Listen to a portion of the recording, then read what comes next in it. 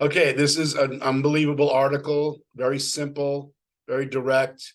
Rise Above the Turbulence from Jill Gooding, CSB. I would definitely go on JSH and read it. Really strong for me in terms of just knowing that whatever the material picture tries to tell me, we can rise above it and know the truth that God is all and God is love and God is infinite good. So Rise Above the Turbulence, Jill Gooding, CSB. Occasionally, when traveling by air, we may have heard the voice of a stewardess over the microphone. Ladies and gentlemen, we are experiencing a little air turbulence. Would you please return to your seats and fasten your seatbelts?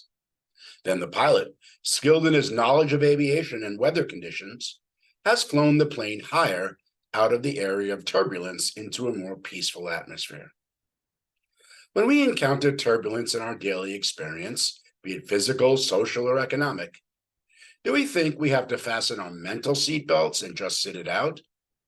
Isn't it wiser and more effective to rise mentally, to claim that higher atmosphere of thought, which is the realization of our unity with God, whose omnipresence and omnipotence preclude the very appearance of inharmony? Christian Science teaches that God, divine spirit, is good, and that discord of any kind does not belong in his universe and is not there. Any inharmony we may appear to experience is the result of our failure to recognize the presence and perfection of this universe.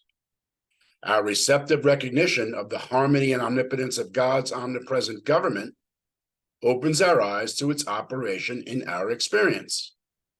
The Bible tells us, "Great peace have they which love thy law, and nothing shall offend them."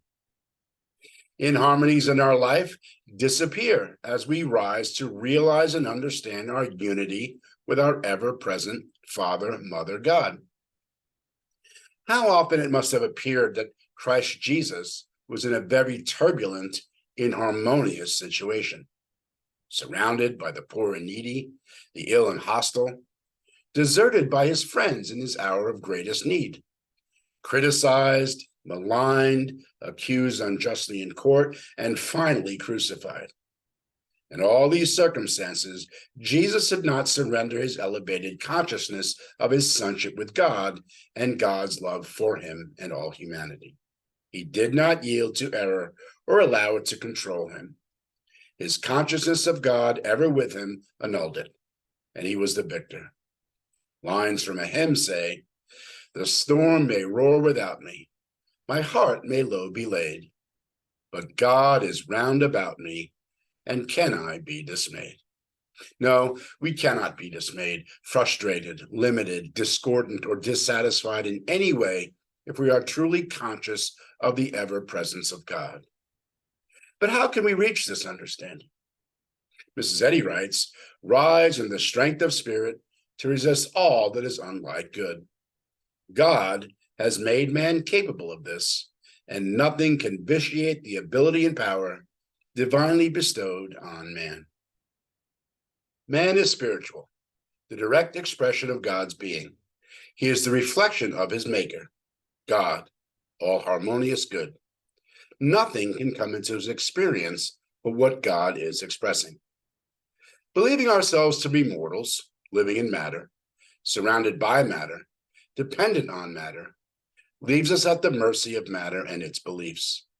As we mentally rise to realize our true being, inseparable from God, all harmonious life, coexisting with him and expressing him, we get above the buffetings of material belief that would make us believe we live in a discordant matter world.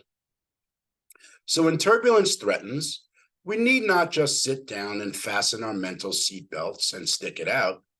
We can rise above it into the higher level of thought, where we know and experience God's presence and allness, where, as Mrs. Eddy says, the divine understanding reigns, is all, and there is no other consciousness.